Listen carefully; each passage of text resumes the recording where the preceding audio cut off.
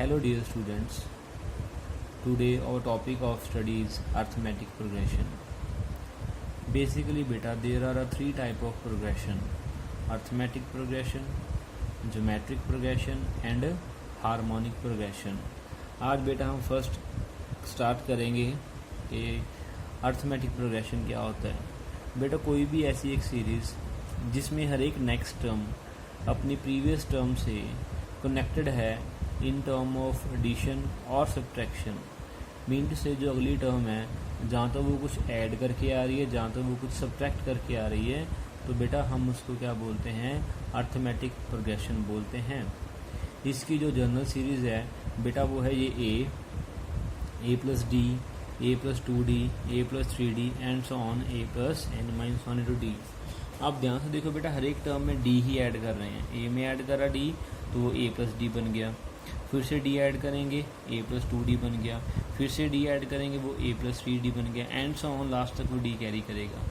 यहाँ पर बेटा जो डी है उसको हम कॉमन डिफरेंस बोलते हैं। क्या बोलते हैं उसको हम? कॉमन डिफरेंस बोलते हैं इन जनरल। ठीक है, this is called first term, this is called second term. A2, 2 stand for second term. अगर यहाँ पर 2 है तो यहाँ पर D आएगा, एक कम वैल्यू आती है A plus D. A3 is a third term, A3 है तो D के साथ 2 आएगा, एक कम वैल्यू आती है। A4 stand for a fourth term, तो यहाँ पर 3 आएगा, A प्लस 3D। सिमिलरली अगर AN है, AN stand for nth term, तो उसका बेटा क्या आएगा, A plus n minus 1 into D. ठीक है, मिनट से जो भी उसकी वैल्यू है, अगर हम 10th टर्म की बात करेंगे A10 की वैल्यू कितनी आएगी, A प्लस 9d। बट जितने भी क्वेश्चन हैं AP के, आपको सबसे पहले A और D की वैल्यू पता होनी चाहिए। अगर मेरे को अपने AP का A पता है और D पता है तो मैं कोई भी चीज़ फाइंड कर सकता हूँ। A mean to say first term, D mean to say common difference. ठीक है, ये जर्नल है AN मीन टू से क्या होती है बेटा हमारे पास, वो nth टर्म। क्या होती है? nth term. तो AN की वैल्यू किसके इक्वल होती है, A plus n minus 1 into D. Is it okay? D is called common difference. D कैसे फाइंड करना है? Second term minus first term, A2 minus A1, जहाँ A3 माइनस A2, जहाँ A4 माइनस A3। बिकॉज बेटा throughout the जो difference है वो same होना चाहिए।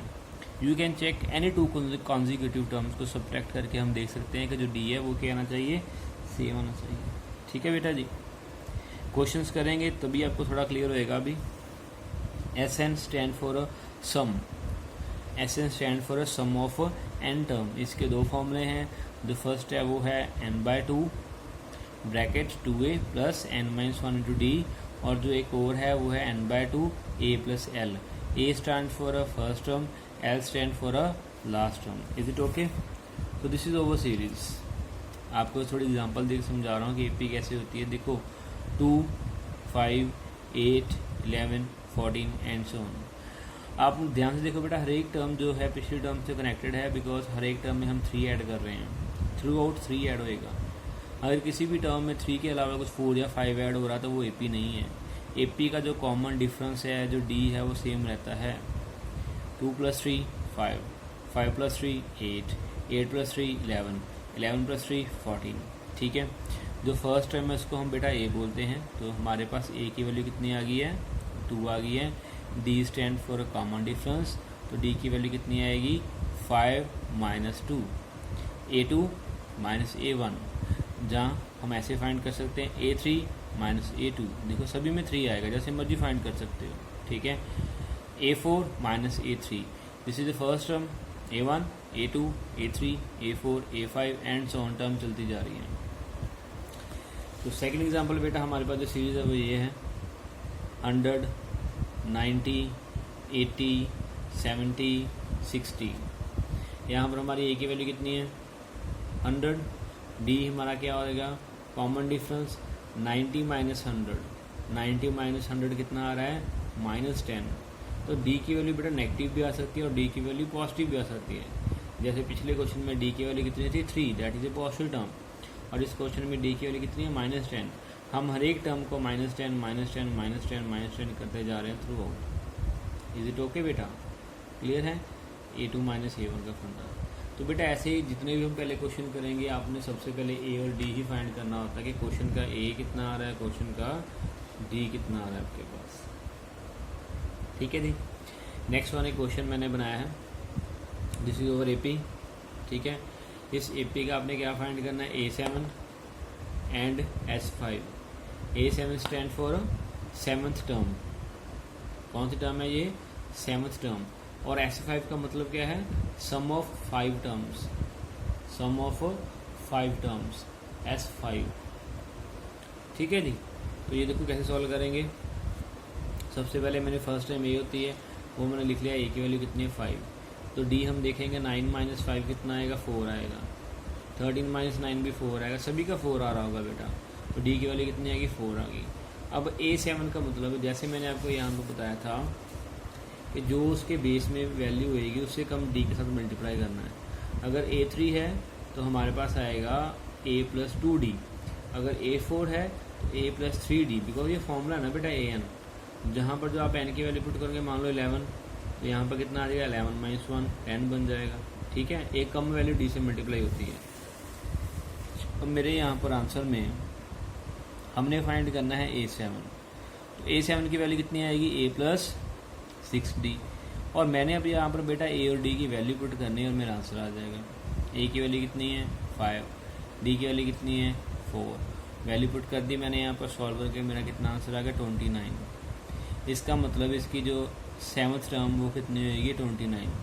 जैसे फर्स्ट टर्म है, ये सेकंड टर्म है, थर्ड है, फोर्थ है, फिफ्थ है, फिफ्थ के बाद 6th आएगी, 6th के बाद जो 7th टर्म आएगी वो ये 29 होएगी, जो हमने फाइंड कर लिया। अब हमने फाइंड करना सम S5। मैं सम का फॉर्मूला बताऊंगा क्या होता है आपको, SN। N स्टैंड फॉर कितनी टर्म का सम फाइंड करना है। जैसे अभी मेरे क्वेश्चन में n की वैल्यू कितनी है बेटा, अभी हमारे क्वेश्चन में n की वैल्यू कितनी है 5। ठीक है, 5 टर्म का सम फाइंड करना है मैंने। तो यहाँ पर n की वैल्यू कितनी पुट कर देंगे 5। ठीक है, और a जो क्वेश्चन में आ रहा होगा और d जो क्वेश्चन में आ रहा होगा। ठीक है, तो यहाँ पर जस्ट हमने क्या करना होता है, n, a और d की वैल्यू पुट करके अपना हमने SN फाइंड कर लेना होता है।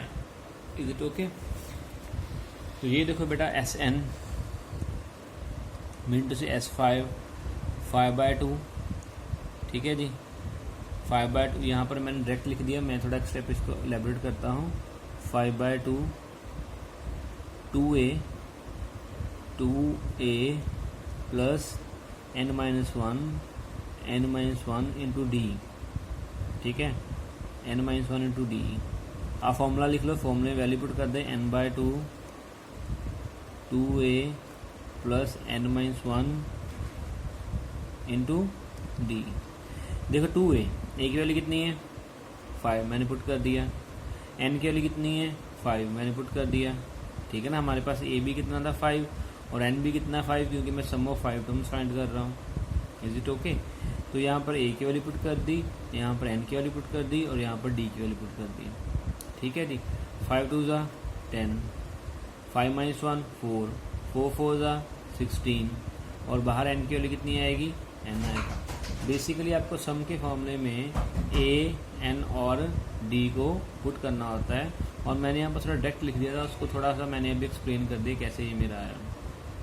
और पहले ब्रैकेट में अंदर सॉल्व कर देंगे, ऐड करके 26 आ गया, 2 से कटिंग कर देंगे 13 आ गया, तो 13 5 बेटा कितना आ गया 65। इसका सम ऑफ 5 टर्म्स का कितना आंसर होएगा बेटा 65 होएगा।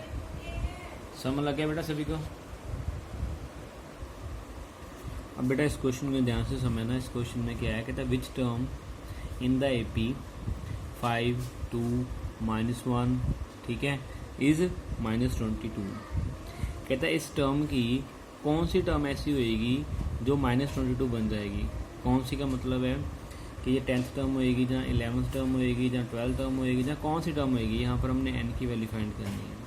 ठीक है जी, सबसे पहले सीरीज़ नोट कर लेंगे। सीरीज़ क्या है मेरे पास 5 2 -1 एंड सो चल रही है। तो a की वैल्यू बेटा कितनी आ गई मेरे पास 5 आ गई।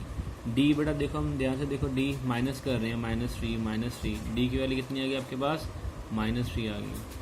तो ये जो टर्म मैंने बतानी होती है ये कौन सी टर्म है, इसको मान लेते हैं हम nth टर्म। क्या मान लेते हैं इसको हम nth term. Let it be nth term. So tn is equal to -22। Tn का मतलब जो मैंने आपको अपने फॉर्मूले में An बताया था, जो मैंने आपको क्या बताया था, An nth टर्म जो होती है जिसको हम जनरल टर्म बोलते हैं, a + n-1 into D.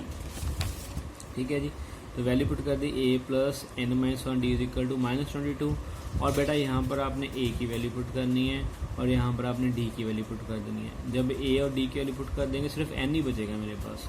Solve कर देना है, -3 इंटू n ज़ा -3n, -3 इंटू -1 3, 5 + 3 8, उधर है कि 8 जो सब्ट्रैक्ट हो जाएगा।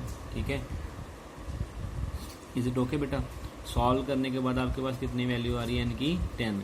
इसका मतलब है जो -22 है ये बेटा आपकी कौन सी टर्म है, this is your 10th term. कौन सी टर्म है ये आपके पास, ये आपकी 10th टर्म है। अगर बेटा ये आपको क्वेश्चन लास्ट समझ आ जाएगा ठीक है, अगर नहीं लगेगा तो बताना कि सर लास्ट क्वेश्चन समझ नहीं लगा, तो मैं बेटा इसको खुद लिखकर आपको समझा के क्वेश्चन करवा दूंगा। ठीक है बेटा, ओके।